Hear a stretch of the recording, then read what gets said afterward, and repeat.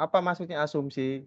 Nah, kalau teman-teman ingat pelajaran pertemuan 3 sampai pertemuan 6 itu kan selalu disampaikan bahwa permintaan itu dipengaruhi oleh harga dan kuantiti. Karena kurva permintaan itu hanya ada 2 sumbu. Nah, ekonomi itu berasumsi bahwa keadaan di lapangan itu hanya dipengaruhi 2 hal itu, padahal kenyataannya tidak. Itu adalah asumsi. Kenapa ada asumsi? Karena jika kehidupan nyata itu dideskripsikan dalam suatu teori itu bakal sangat, apa namanya, sangat rumit. Makanya harus ada asumsi. Nah, mungkin teman-teman, dengar istilah yang namanya ceteris paribus. Ceteris paribus itu apa? Keadaan di mana suatu hal dianggap tidak bergerak.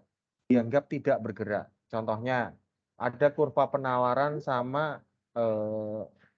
penawaran sama permintaan ya. Kita gambar sini ya. Kurva penawaran, di sini price, di sini key.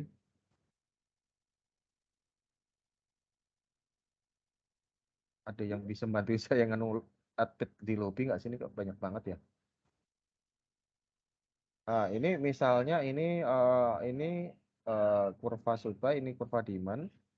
Nah, asumsi di sini adalah yang mempengaruhi pergerakan kurva itu hanya satu hal. Apakah dipengaruhi price atau dipengaruhi quantity atau dipengaruhi hal lain.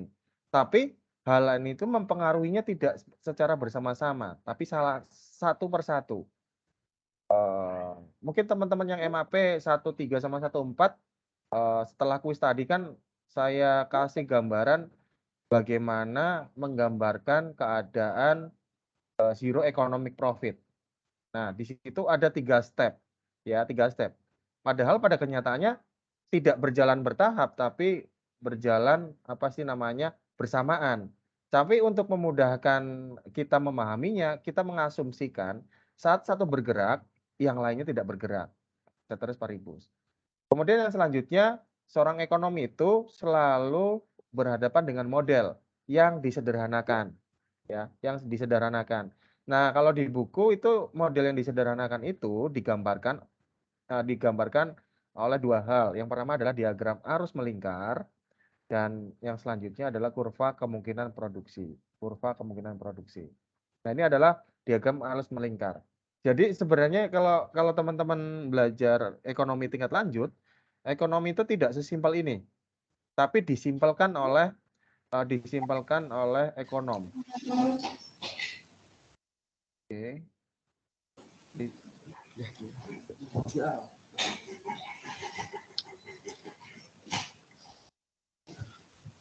Ada yang apa nih? Ya. Eh, Saproni. Kayak Igena nih Mas Saproni ya, Mut ya.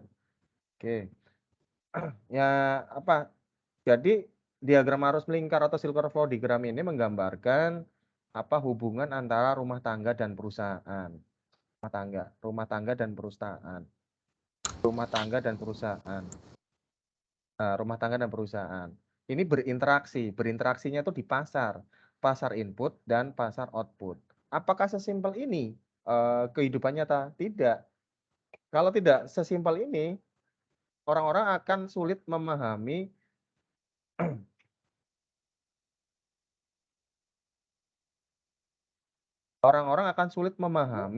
prinsip ekonomi. Lobby. Nah, makanya disederhanakan seperti ini. Jadi apa namanya diagram alur ini menggambarkan hubungan interaksi antara perusahaan dengan rumah tangga. Nah, teman-teman di sini bakal lihat bahwa suatu saat perusahaan itu menjadi konsumen. Konsumen apa? Pasar dari pasar input. Nah, suatu saat produsen itu menjadi produsen. Produsen apa? Produsen dari output. Kenapa? Untuk berproduksi, perusahaan itu membutuhkan input. Input teman-teman belajar di pertemuan ketiga, di mana fungsi produksi itu terdiri dari apa? N, K, L dan teknologi. Nah, Tapi di sini disederhanakan, hanya labor saja yang masuk ke perusahaan. Padahal untuk berproduksi itu tidak hanya labor dari rumah tangga. Ini ya, jadi chapter 3 itu cuman ini aja ya, asumsi ceteris paribus, di mana suatu hal itu dianggap berhenti di saat kita menganalisis suatu keadaan. Model itu nanti ada 2, yang pertama terkait circular flow diagram. Ini menggambarkan interaksi antara perusahaan dan rumah tangga. Perusahaan itu kadang-kadang menjadi konsumen atas labor, tenaga kerja, dan kadang-kadang menjadi produsen. Begitu pula sebaliknya rumah tangga. Rumah tangga menjadi konsumen, tapi ada kalanya mereka menjadi produsen labor atau tenaga kerja. Yang selanjutnya adalah model kemungkinan produksi, atau di buku dikenal sebagai production possibility frontier. Kurva ini menggambarkan prinsip ekonomi yang nomor 1 dan nomor 2, yaitu trade off dan opportunity cost.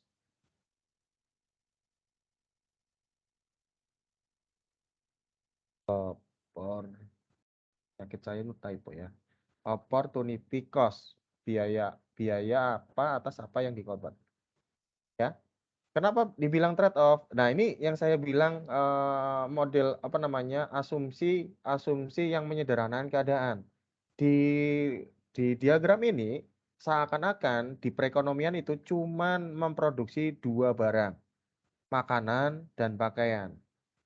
Padahal kita tahu ada jutaan barang di muka bumi ini, di suatu negara menciptakan banyak barang. Tapi untuk mempermudah teman-teman pahaminya, diasumsikan dalam suatu perekonomian hanya memproduksi 2 barang.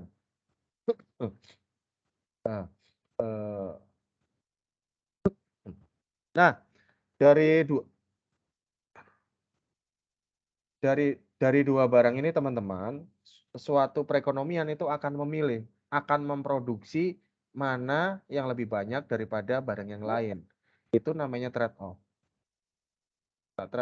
Kenapa? Saat suatu perekonomian itu memutuskan untuk memaksimalkan produksi jumlah makanan, maka dia sama sekali tidak memproduksi jumlah pakaian. Ya.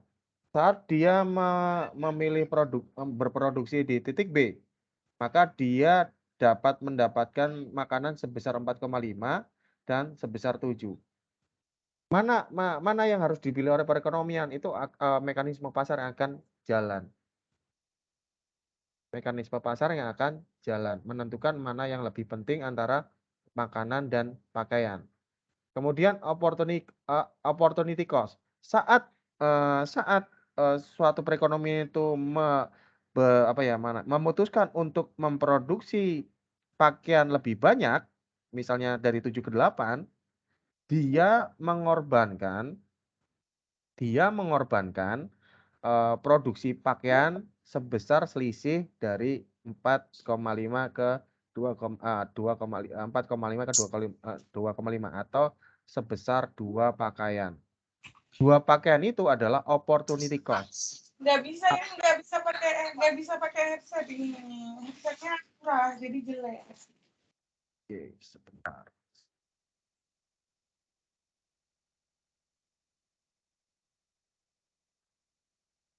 Oke, selamat ya. Nah, jadi kalau misalnya ditanya dengan keadaan ini, saat keadaan awal itu adalah B, di mana jumlah makanan itu ada di 4,5 dan produksi pakaian di 7. Kemudian perekonomian atau kebijakan pemerintah mendorong supaya jumlah pakaian diperbanyak ke 8. Itu perekonomian itu akan menderita opportunity cost senilai selisih dari produksi baju makanan yang lama ke produksi yang baru. Dari 4,5 ke 2,5. Dan hal itu akan akan berlaku hal yang sama saat perekonomian itu memutuskan untuk memproduksi makanan lebih banyak. Misalnya dari 4,5 menjadi 7,25. Ini kan senilai berapa nih? Berapa nih? 2,75 ya. 2,75. Saat dia menaikkan produksi makanan sebesar 2,75, itu menyebabkan penurunan produksi pakaian sebesar dari 7 ke 2, sebesar 4. Sebesar 5. 5 pakaian ini adalah opportunity cost. Opportunity cost.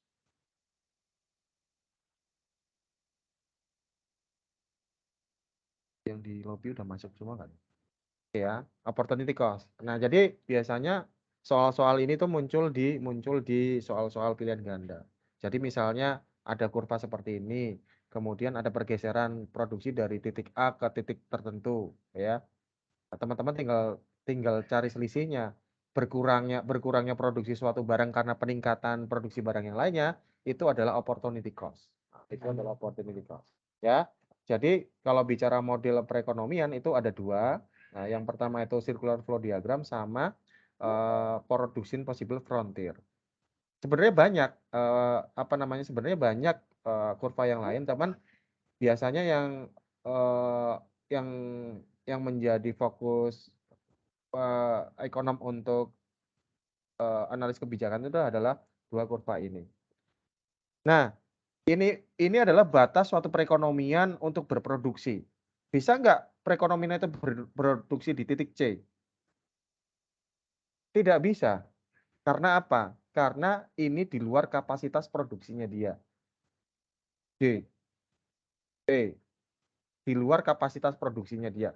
Ya ibarat ya tukang martabak. Tukang martabak itu dia cuma punya satu wajan. Untuk membuat satu martabak butuh waktu 1 jam misalnya. Kalau misalnya dia disuruh buat 2 martabak dalam waktu 1 jam nggak bisa karena di luar kapasitas produksinya. Ini logikanya bisa teman-teman bawa di sini. Bisa nggak produksi di E, C, D? Nggak bisa karena di luar kapasitas produksinya. Kemudian dibalik, Mas, misalnya produksinya di F atau produksinya di G, bisa nggak? Bisa. Tapi itu tidak optimal produksinya atau tidak efisien. Ibarat kata tukang martabak punya 5 wajan, tapi dipakainya cuma 3 wajan, yang 2 wajannya nganggur. Itu namanya tidak efisien. Yang paling efisien adalah 5 wajannya digunakan. Yang satu misalnya yang 2 untuk martabak terang bulan, yang 3-nya dibuat untuk martabak apa tuh namanya? Martabak eh, martabak sayur misalnya, martabak telur. Ya, ini logika sederhana aja ya. Nah, apakah kurva PPF ini bisa berubah? Bisa berubah. Kalau teman-teman ingat materi faktor produksi, ya faktor produksi itu barang itu terproduksi karena fungsi dari natural resource atau SDA, capital, kemudian labor. Nah, tapi sekarang yang terbaru ditambahin teknologi. Karena teknologi, karena teknologi, eh, karena teknologi bisa jadi kurva ini berubah. Kalau tergantung teknologi apa yang berkembang. Nah, ini kita ambil contoh di buku ya. Kita ambil contoh di buku bahwa di sini di perekonomian itu hanya memproduksi tadi ya, asumsinya cuma 2 barang, hanya produksi komputer dan produksi mobil ya. Kemudian eh,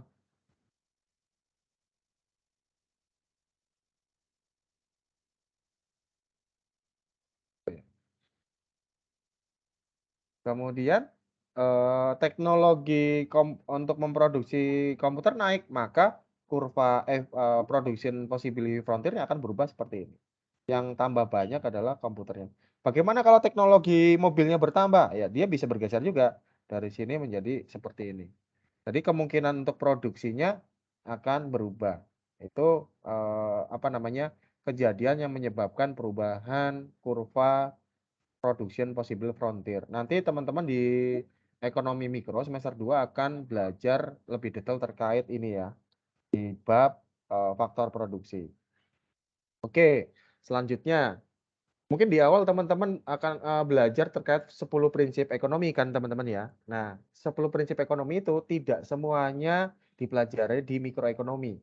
Nah, sebelum UTS teman-teman tuh belajar terkait mikroekonomi. Nanti setelah UTS teman-teman belajar terkait makroekonomi. Apa sih perbedaannya? Nah, kalau mikroekonomi itu mempelajari perilaku rumah tangga dan perusahaan dalam berinteraksi. Dalam berinteraksi apa? Balik ke sini, berinteraksi dalam pasar output dan input.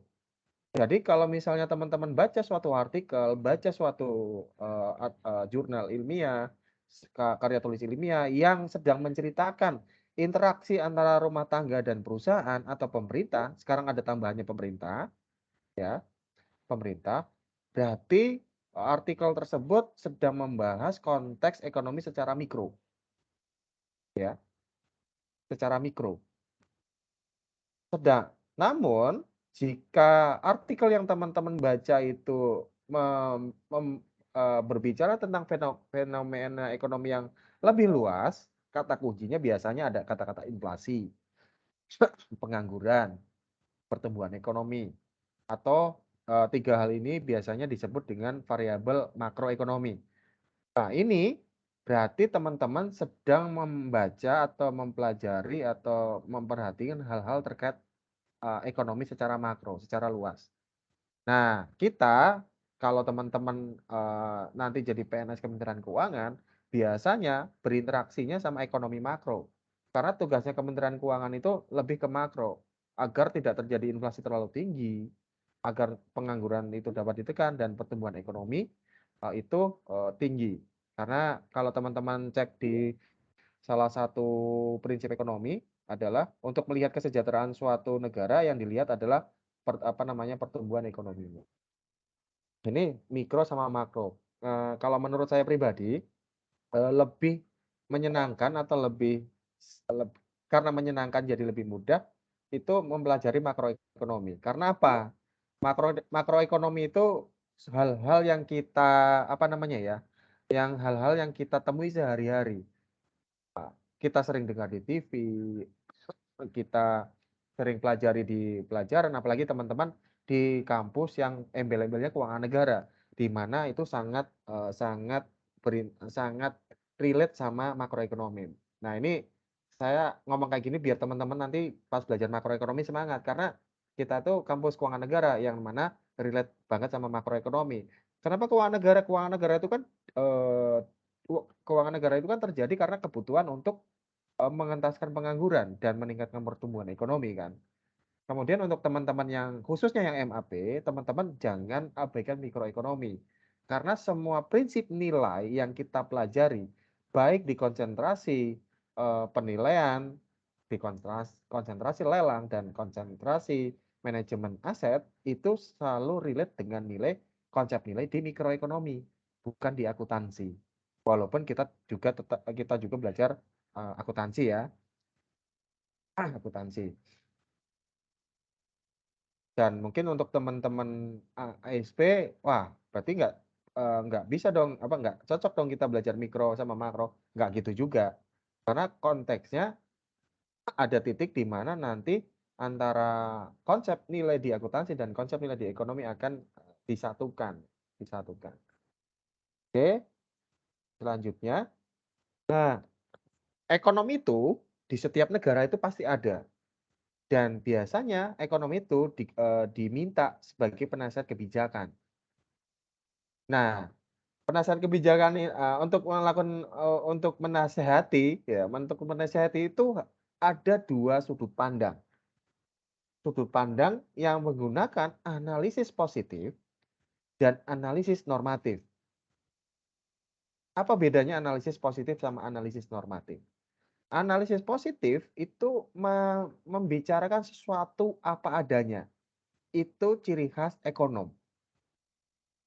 Mungkin teman-teman yang belajar kesejahteraan dan sempat belajar price ceiling, price flooring, sama sama konsep pajak akan mengetahui bahwa kebijakan subsidi kebijakan kebijakan pemberian pajak, kebijakan price ceiling sama price flooring itu tidak baik buat perekonomian. Karena apa? Menciptakan bobot mati atau DWL, debt loss. Nah, itu kita sebagai ekonom, saya anggap teman-teman tuh ekonom karena belajarnya ekonomi, itu harus bilang apa adanya. Pajak itu sebenarnya ya secara ekonomi nggak bagus karena menciptakan DWL. Loh, lalu bagaimana? Nah, lalu bagaimana, harusnya gimananya, ini adalah pola pikir birokrat. Harusnya gimana kalau gitu ya? Itu adalah pola pikir birokrat gitu. Jadi kalau misalnya analisis positif itu bilangnya bahwa eh, pengenaan pajak atas pengenaan pajak oh, eh, kalimatnya mungkin gini. Saya ketik aja ya biar teman-teman bisa baca ya. Eh, eh, bahan bakar menciptakan biaya lingkungan. Bahan bakar fosil ya maksudnya ya. Bahan bakar fosil lingkungan ya. Nanti kita belajar di pertemuan ketujuh. Di pertemuan ketujuh itu nanti kita akan belajar terkait eksternalitas. Bentar Faiz ya, saya selesaikan ini dulu ya Is ya. Bahan bakar fosil ya. eh, Dia bilang si ekonom itu dengan analisis positifnya dia bakal bilang bahwa eh, penggunaan bahan bakar fosil itu akan menciptakan biaya lingkungan sehingga menimbulkan eksternalitas. Nah, terus analisis normatif bilang, lah terus gimana dong? Analisis normatif akhirnya menawarkan, berarti kita perlu pajak lingkungan. Pajak lingkungan. Pajak lingkungan. Kita kasih warna apa ya, kuning ya. Kuning itu anggaplah dari birokrat. Eh, nah, Apa ya? IQ.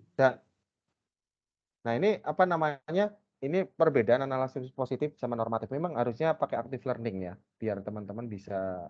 Oke, tadi Pak Is ada pertanyaan Is, monggo. Pak Is, nggak jadi nanya Is. Pak Isnya hilang nih. Is, nggak usah takut nanya, tenang aja. Pakai anonim juga nggak apa-apa. Oke, nggak ada ya? Udah nih, benar nih.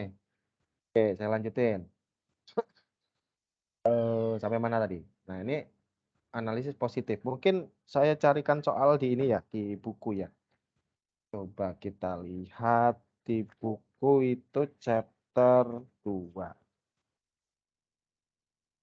Chapter 3 ya. Chapter 2, chapter 2. Chapter 2. Oke, sebentar agak delay, maaf. Eh,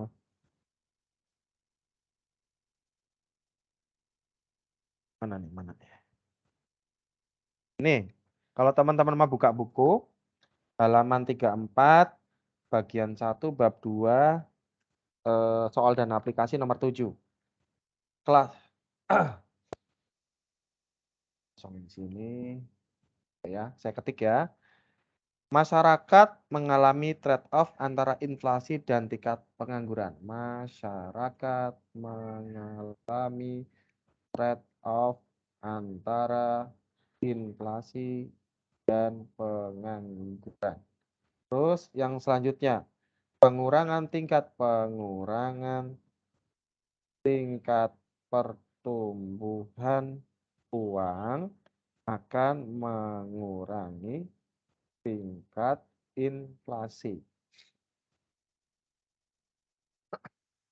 Kemudian yang selanjutnya, bank sentral seharusnya mengurangi tingkat inflasi. Masyarakat seharusnya mewajibkan menerima tunjangan kesejahteraan mencari pekerjaan. Nah, ini untuk meningkatkan interaksi karena dengan interaksi itu belajar semakin semakin efektif. Boleh dong saya iseng. Saya iseng ya. Saya ngisengin siapa nih ya? Aduh, langsung close cam semua. Dip, kamu Dip. Kira-kira antara 4 pertanyaan ini, mana yang pernyataan positif, mana yang normatif, Dip? 1, 2, 3, 4. Ayo, Dip. Tebak aja, Dip. Salah nggak apa-apa. Oke, 1, 2 positif, 3, 4 normatif, Mas. Oke. Ciri-cirinya normatif itu gimana bedainya? Kalau normatif kan berupa apa tuh?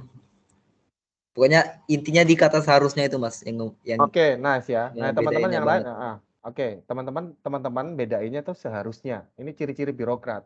Harusnya gitu. Ini ciri-ciri birokrat ya. Teman-teman kan calon-calon birokrat ya. Kalau ekonom nggak bilang seharusnya, dia bilang secara teori masyarakat mengalami trade off. Pengurangan tingkat inflasi pertumbuhan akan mengurangi tingkat inflasi. Ini apa namanya yang dinyatakan secara teori. Jadi kalau ekonom dia bicara secara teori, sedangkan kalau birokrat dia bilang harusnya gimana. Nah, ini kalau di soal teman-teman tinggal cari kata-kata seharusnya atau kata-kata yang maknanya sama dengan seharusnya, ya. Apa ya? Sinonim seharusnya apa ya, Dip ya? Yang kamu tahu? Itu kan kemungkinan besar bakal begitu-gitu aja ya. Baiknya, seyogianya. Ya, model-model Gitu gitu lah ya. mungkin. Model Iya. gitu-gitu aja ya. Oke, nice. Nah, ini teman-teman udah tahu ya. Jadi untuk chapter 2 intinya cuma itu aja ya, teman-teman ya. Intinya tuh teman-teman tahu bahwa ekonomi itu berdasarkan asumsi dan model. Asumsi itu apa namanya, yang diasumsi itu ya tadi untuk menyederhanakan suatu keadaan di lapangan dalam bentuk model ya.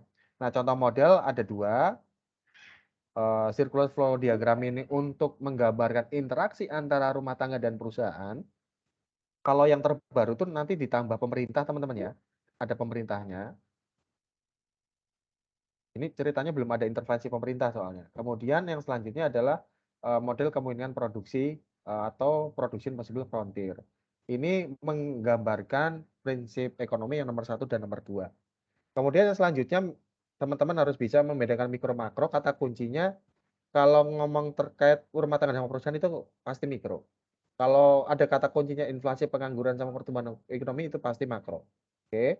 Selanjutnya teman-teman bisa membedakan mana yang positif, mana analisis positif atau pernyataan positif, mana pernyataan normatif. Tadi Adip udah sampaikan kata kuncinya itu adalah seharusnya atau sinonimnya. Itu berarti dia normatif. Oke, kita lanjut ke selanjutnya kita ekonom sering tidak sepaham dengan pemerintah. Coba teman-teman cek ya. Ada nama Faisal Basri. Dia itu adalah ekonom dari UI ya. Dulu sempat diundang ke PKN STAN. Dia itu pendapatnya selalu bertentangan dengan pemerintah. Salah nggak? Nggak salah. Nah, ini di chapter 2 disebutkan kenapa ekonomi itu hampir selalu ya, sering tidak sepaham dengan pemerintah. Karena ada perbedaan penilaian dari suatu keadaan. Jadi kalau ekonom itu biasanya dia sudah pernah melakukan riset. Riset itu membentuk mindsetnya dia. Sedangkan birokrat dia biasanya itu mengambil kebijakan tuh dilakukan dengan riset pada saat itu. Kalau ekonom riset yang berkelanjutan dari gabungan riset terdahulu hingga sekarang. Jadi dari hasil riset itu dia semacam tertanam suatu ideologi atau idealisme. Sedangkan kalau pemerintah, birokrat itu lebih pragmatis, di mana pilihan kebijakannya itu ya yang mereka anggap cocok untuk saat ini. Sedangkan ekonomi yang cocok untuk jangka panjang gitu. Nah, ini contohnya ya. Contohnya. Coba Chelsea, boleh nanya nggak Sel? Biar seru nih. Sel, kalau kamu disuruh jadi pemerintah, pilih efisiensi atau pemerataan kesejahteraan?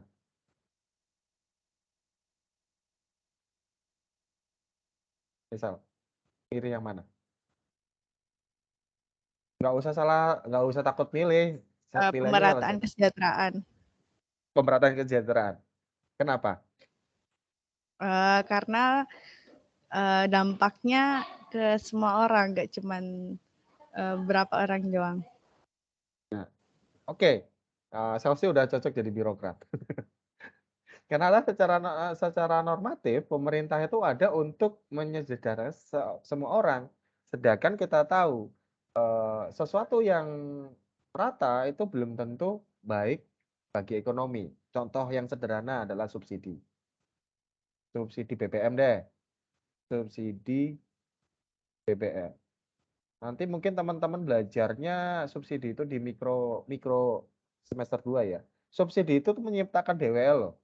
Secara ini, secara apa namanya? Secara teori. DWL itu bagi perekonomian itu adalah inefisiensi. Inefisiensi. Saat kita milih pemerataan berarti kita apa namanya? Kita mengabaikan efisiensi. Dan kalau bagi ekonom subsidi ini itu nggak bagus. Di samping itu menciptakan DWL, dia meningkatkan konsumsi BBM. Meningkatkan konsumsi BBM. Konsumsi BBM ini meningkatkan apa? Meningkatkan eksternalitas. Eksternalitas ini apa? Jelek bagi generasi yang akan datang. Ini. Sedangkan saat orang memilih pemerataan, dia hanya seakan-akan hanya peduli dengan generasi sekarang. Nah, ini kan susahnya jadi apa namanya? Pembuat kebijakan. Inilah kenapa teman-teman yang ada di kelas saya ya, MAP 12, 13, 14, saya bilang, kalau kalian nggak suka kebijakan pemerintah, jangan demo. Teman-teman jadi ekonom, teliti. Kenapa pemerintah itu membuat kebijakan seperti itu? Karena saat teman-teman jadi birokrat, teman-teman bakal tahu bahwa buat kebijakan itu nggak semudah itu. Nggak semudah nyalahin kebijakan gitu. Pasti pemerintah itu mengorbankan sesuatu, men-trade off-kan sesuatu. Makanya saya tantang tuh teman-teman yang punya yang ada indikasi pengen bergabung dengan demo-demo mahasiswa kampus lain. Bukan berarti kita nggak demo karena kita kampus plat merah ya. Demonya tuh pakai cara yang pakai cara yang elegan lah dengan meneliti. Ya, ada yang ngintip ya, Pak Dani Sugiri. Itu Bapak dari NKN. Oke. Tadi sampai mana ya? Sampai sini. Oke, ini chapter 2 udah kelar ya. Chapter 2 itu intinya tadi ya asumsi modelnya ada dua, circular sama production frontier. Kemudian teman-teman harus bisa membedakan analisis positif sama normatif plus makro mikro. Kemudian teman-teman harus tahu kenapa selalu ada perbedaan pendapat antara antara pemerintah dengan ekonom. Ya, karena memang sudut pandangnya tadi, ekonomi itu menggunakan sudut pandang positif dan pemerintah menggunakan sudut pandang normatif. Jadi nggak ada yang salah. Memang dua aliran yang agak susah untuk klop gitu ya teman-teman ya. Nah, tinggal teman-teman nanti menempatkan diri. Kalau teman-teman sebagai birokrat sebagai menempatkan diri dengan pendekatan normatif. Sekarang pentingnya perdagangan. Ini saya ngambil di gambarnya di Citayam Citayam Fashion Week ya. Dalam satu orang ini dia itu bisa menggunakan produk dari berbagai macam negara. Wignya mungkin dari Taiwan, sandalnya dari Thailand, teksnya dari Vietnam. Ini menunjukkan bahwa perdagangan itu penting nggak bisa dihindari. Ya, ibarat kata Indonesia belum bisa menciptakan bukan belum mampu sih ya. Kalau dia membuat mobil itu nggak efisien, akhirnya Indonesia membiarkan perusahaan luar untuk menjual produk mobilnya di Indonesia. Karena advantage-nya kita, keunggulan kita tuh di bidang yang lain. Walaupun sampai sekarang saya masih belum tahu ya keunggulan kita tuh apa. Mungkin keunggulan kita tuh mengekspor labor ya, TKI contohnya. Kita kan banyak mengekspor keluar, itu advantage juga. Tapi advantage-nya sedih ya, karena TKI itu murah gitu ya, sedih juga ya. Kalau bisa ekspornya tuh harusnya yang tenaga-tenaga ahli ya, yang udah capital ya, human capital. Apalagi dulu tuh nyaris Indonesia tuh punya advantage di produk dirgantara. Cuman sejak Pak Habibie nggak ada, mulai meredup lagi ya, ya gitulah ya. Nanti tugasnya teman-teman untuk mencari advantage-nya Indonesia. Nah ini kalau ekonom ditanya sekarang, apa yang kira-kira nggak cocok jadi ekonom? Apa ya? Chelsea ada nggak Chelsea? Chelsea yang lain tapi bukan Chelsea yang ini. Kebanyakan Chelsea. Eh, ya udah nih banyak orang luar ya. Ya udah, secara sederhana aja lah kita netizen kan sering baca artikel kemudian artikel itu dikomentari sama netizen ya. Ya kita selalu istilahnya mengolok-olok saat Indonesia itu apa namanya bertransaksi atau bertransaksi atau berinteraksi ekonomi dengan Tiongkok. Nah, ya kan? Kereta cepat, wah, produk Cina, mobil produk Cina.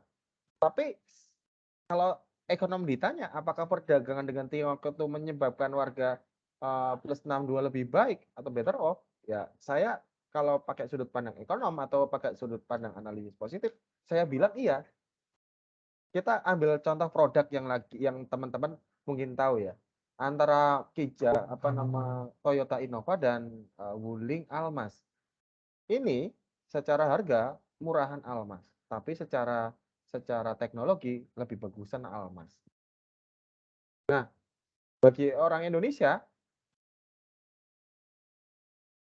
dengan adanya produk Tiongkok, kita dapat produk yang secara spek tinggi tapi harganya murah. Bagaimana kalau misalnya kita tidak berinteraksi dengan atau berdagang dengan Tiongkok? Kita selalu disuguhi produk-produk yang mahal. Dan kadang-kadang teknologinya usang. Kita ambil contoh Toyota saja ya. Avanza. Avanza tuh dari tahun berapa ke tahun berapa tuh teknologinya begitu-begitu aja. Akhirnya muncul Wuling, muncul mobil Korea, Kia sama Hyundai. Akhirnya mereka istilahnya membuat standar baru di kelas mobil-mobil itu. Nah, ini menunjukkan bahwa perdagangan itu dengan negara lain itu membuat orang Indonesia itu better off karena banyak pilihan. Karena apa? Biasanya produk Tiongkok tuh biasanya lebih murah. Walaupun nanti ada trade off-nya ya. Murah itu biasanya trade off-nya adalah kualitas. Oke. Kalau di sini teman-teman ada yang mau menyangkal saya nggak? Pak, saya walaupun produk Cina speknya tinggi, saya tetap nggak beli produk Cina. Kalau saya kebetulan main badminton ya teman-teman ya. Main badminton. Produk Cina ada kok yang bagus kayak raket lining itu. Dipakai timnas negara mana tuh banyak tuh yang pakai. Walaupun itu produk Cina. Jadi sekarang sebaiknya kita tidak mendiskreditkan suatu negara, tapi kita ngelihat barangnya lah ya, barangnya. Oke, selanjutnya. Nah, di perdagangan itu kita akan dikenalkan yang namanya keunggulan komparatif. Sederhananya ya, saya buat sederhana ya, di buku tuh penjelasannya tuh bisa sampai 3 halaman. Keunggulan komparatif itu adalah kemampuan suatu negara atau suatu pihak untuk memproduksi lebih banyak. Atau bisa dibalik, membutuhkan waktu produksi lebih sedikit. Atau kata lainnya lebih produktif. Nah, ini saya ambil contoh di buku. Ada petani sama peternak, tapi kebetulan petani-peternaknya tuh ya menernak, ya dia memelihara hewan ternak, tapi juga dia menanam kentang. Nah, tapi bagi petani saat dia punya kemampuan untuk untuk memproduksi daging itu membutuhkan waktu 60 gram per menit. Terus dia juga dan dia membutuhkan waktu untuk menghasilkan kentang 15 menit per gram. Jadi kalau misalnya dibuat 8 jam, petani menghasilkan 8 dan hanya dagingnya 8, kemudian kentangnya 32. Sedangkan peternak dia kebetulan bisa menghasilkan daging hanya 20 menit per gram.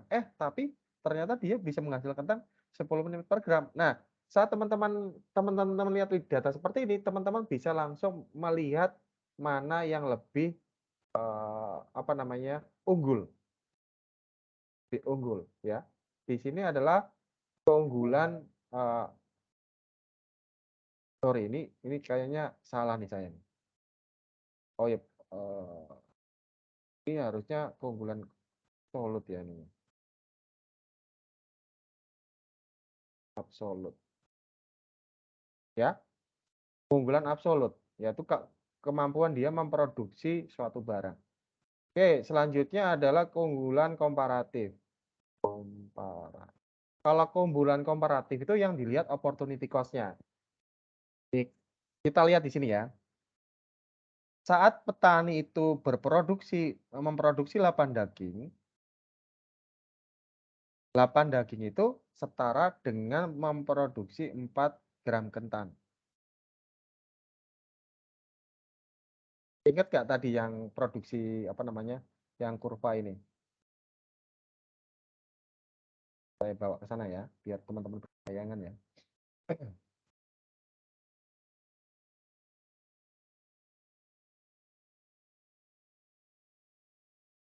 Kecilan gambarnya. Oke. Nih. Misalnya di sini ini misalnya kentang, misalnya misalnya daging. Misal.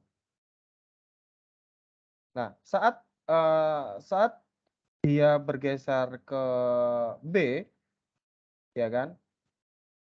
Dia dapat meningkatkan jumlah jumlah produksi daging. Tapi dampaknya adalah jumlah produksi kentangnya itu berkurang.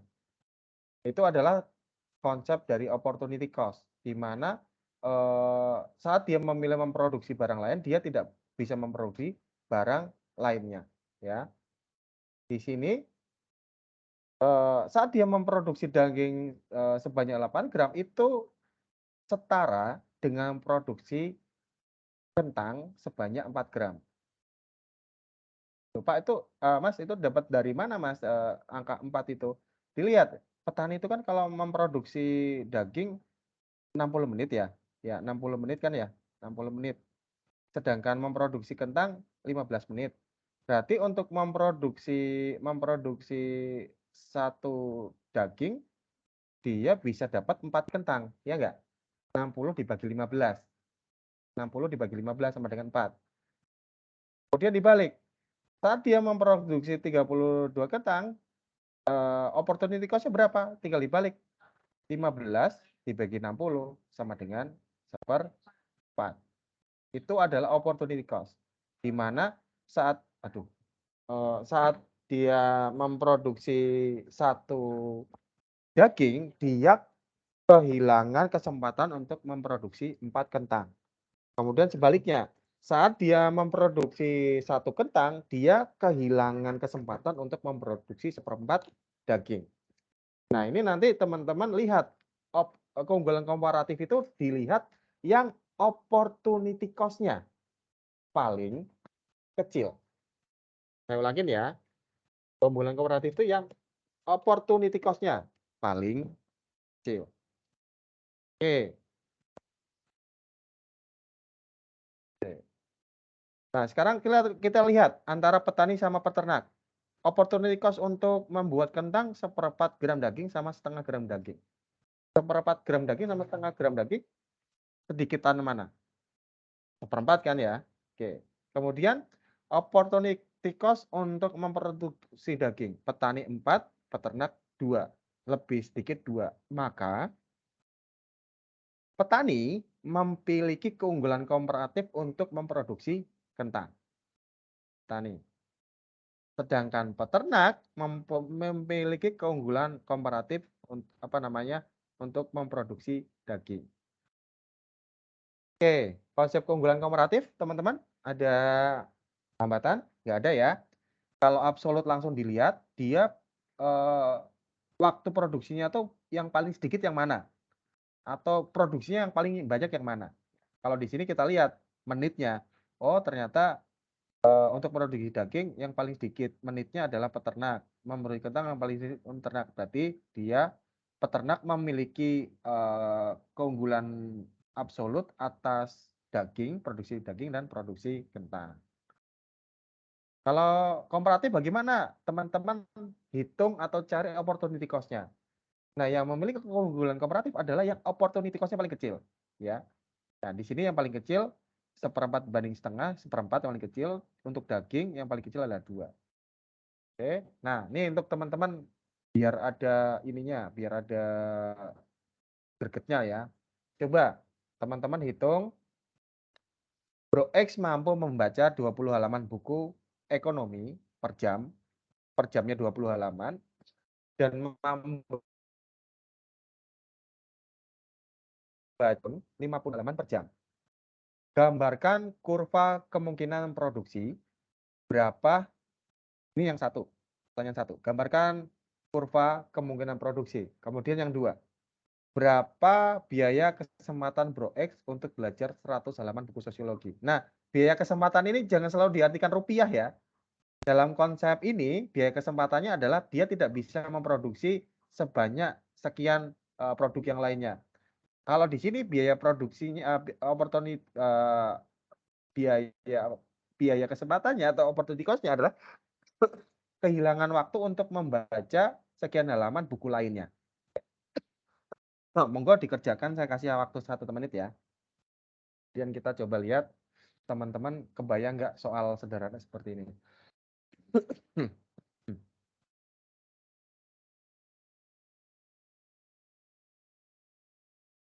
Soalnya kelihatan nggak tadi?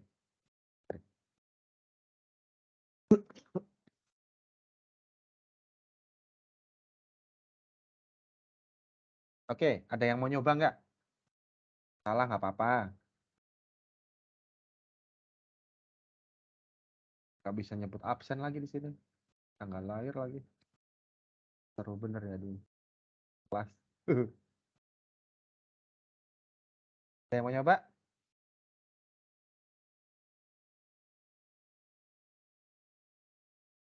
Ada yang mau nyoba? Nggak ada? Oke, kalau nggak ada saya coba sendiri ya. Berarti ini ada hubungannya sama kurva tadi, kurva PPF. Production frontier tadi ya, PPF ya. Berarti kita buat kurva ada sumbu X, sumbu Y. Nah, kita tentuin nih sumbu X-nya apa. Anggap aja sumbu X-nya ekonomi ya. Ekonomi. Kemudian sumbu Y-nya apa? Sumbu Y-nya adalah sosiologi, sos. Sekarang kita nentuin ini.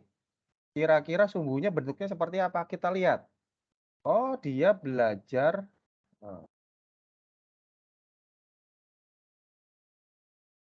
Ini soalnya kurang, sorry.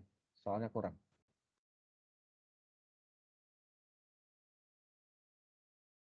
Bro X mampu membaca 2 halaman buku ekonomi dan mampu membaca ini.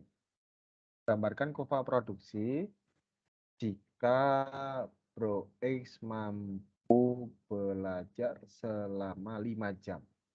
Oke. Kurvanya pertama begini ya, teman-teman. Berarti ini kita menggambar kurva produksi production bla bla bla frontier itu ya. Saya paling sama nama putih. Kemudian kita tentukan titik ekonomi. Kan dia mampu belajar 20 halaman ekonomi per jam.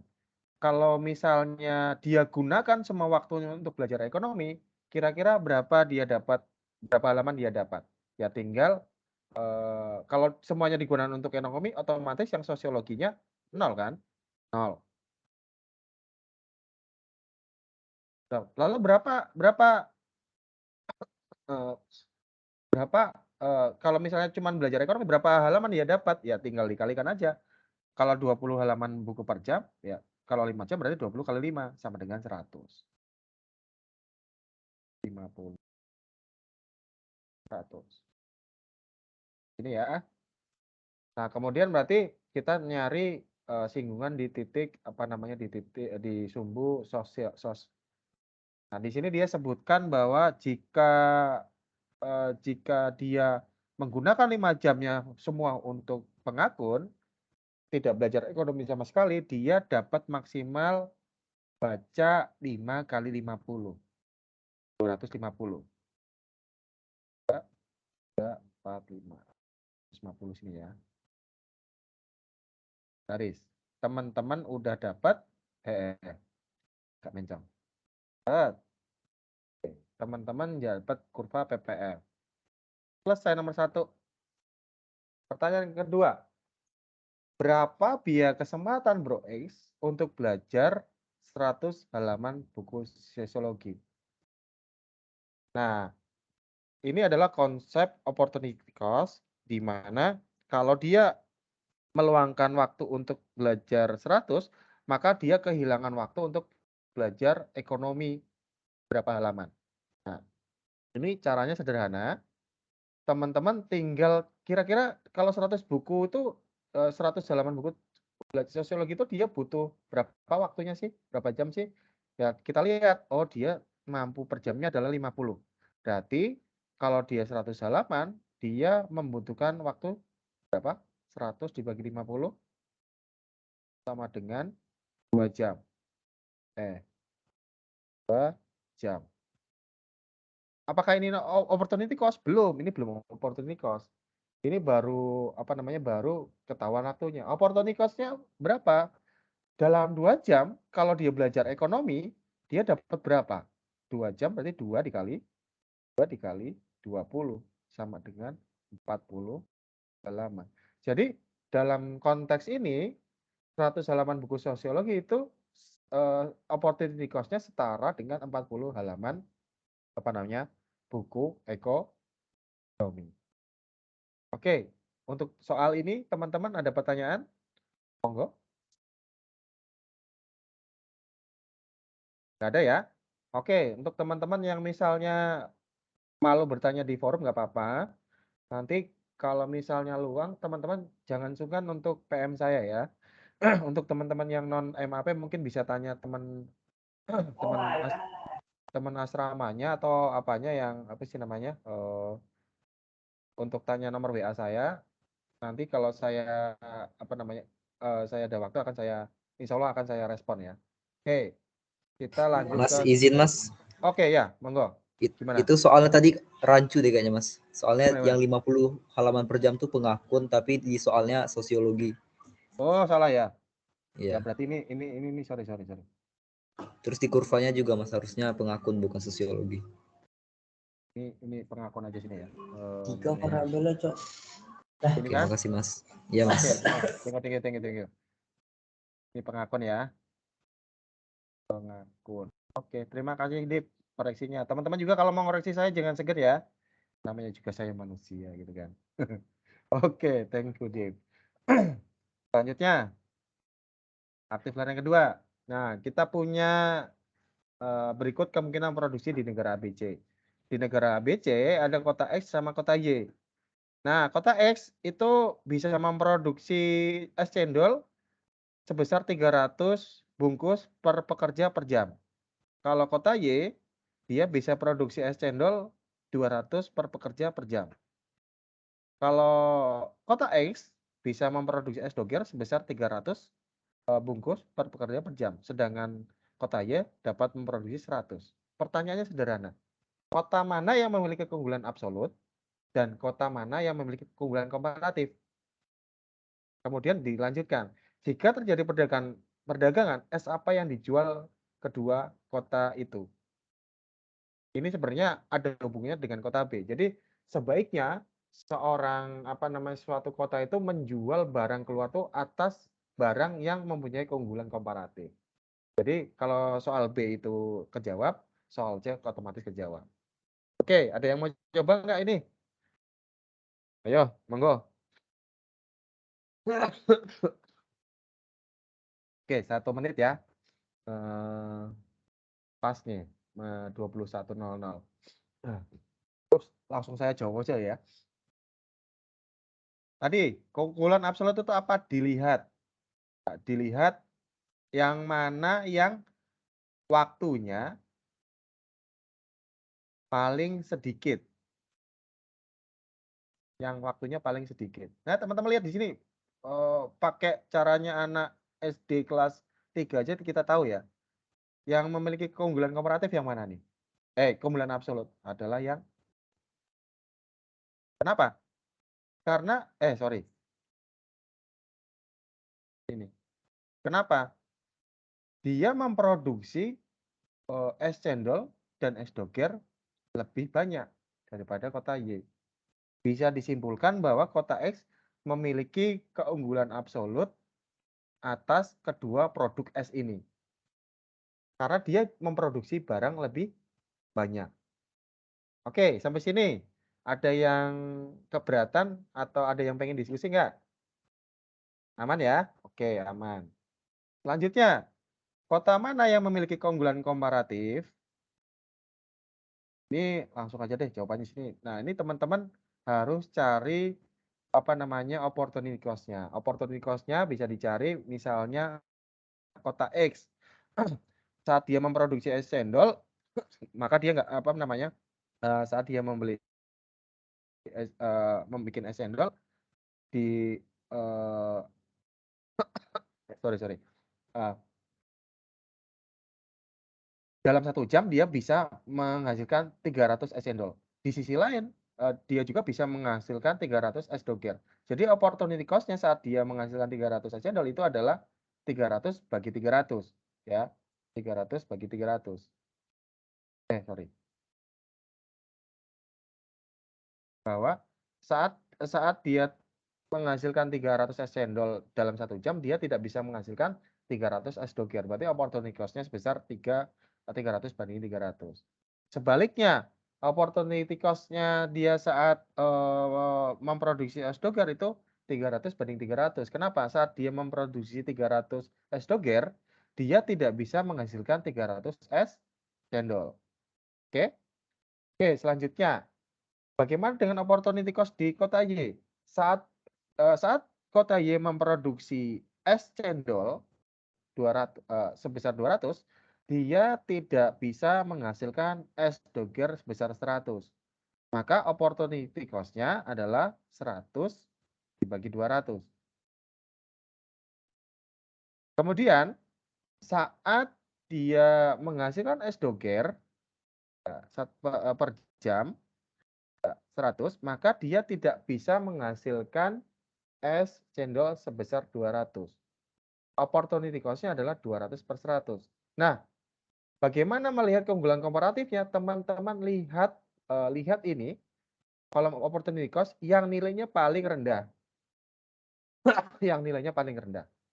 Di sini opportunity cost yang paling rendah antara kota X sama kota Y mana? Ya, kota Y karena di sini sama dengan 1 dan ini sama dengan 0, sekarang untuk opportunity cost-nya yang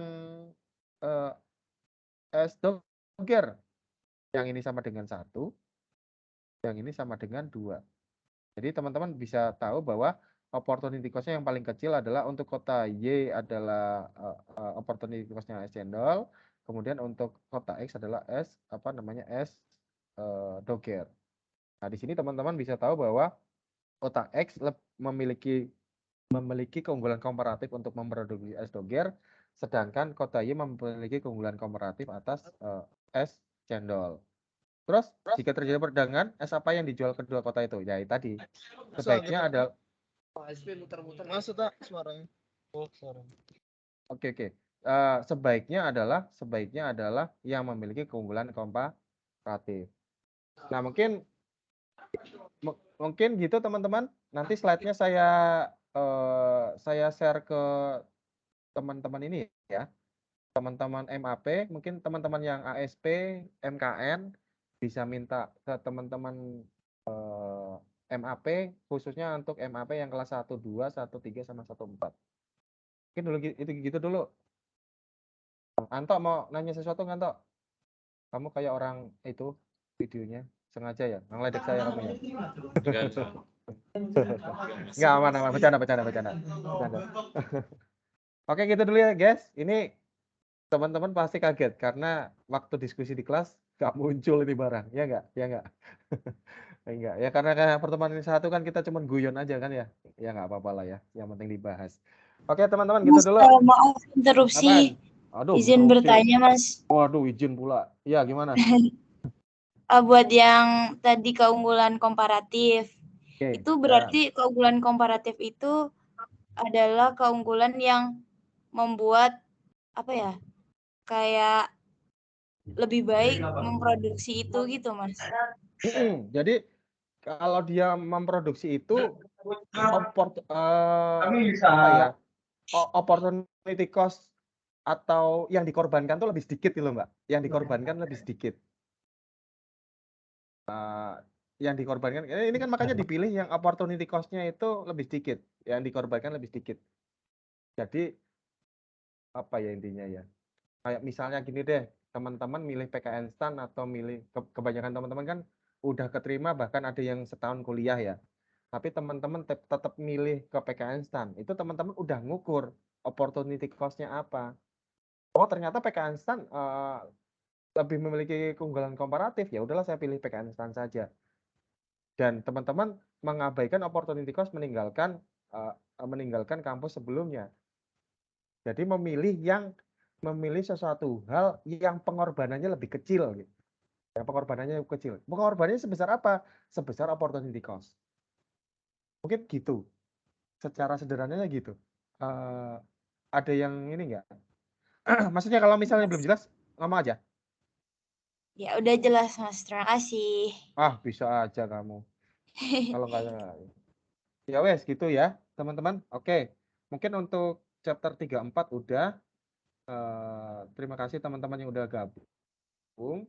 Nanti insya Allah hari Jumat kita buka lagi jam segini karena jam 4 itu saya ada kelas 1-2 ya, MAP 1-2, nggak bisa sore. Itu nanti jam 20 sampai jam 21 lagi mungkin kita akan nge-review terkait kesejahteraan tapi penawaran sama permintaan dulu. Kemudian hari Sabtu jam 4 sampai jam 5 hari Sabtu itu kita bahas soal UTS, melanjutkan soal UTS yang minggu lalu plus ada soal UTS baru. Hari Minggu jam 4 melanjutkan review tentang kesejahteraan. Mungkin itu dulu ya teman-teman ya. Nanti rekamannya sama slide-nya saya titipkan ke PIC MAP kelas 1, 2, 1, 3, 1, 4. Gitu dulu. Thank you teman-teman ya. Terima kasih atensinya. Udah cukup lah. Gitu aja lah. Ya, udah ya. Selamat istirahat. Yo. Terima kasih, Mas. Terima kasih, Mas. Terima kasih, Mas. Saya close ya teman-teman ya. Saya close ya. Iya, Mas.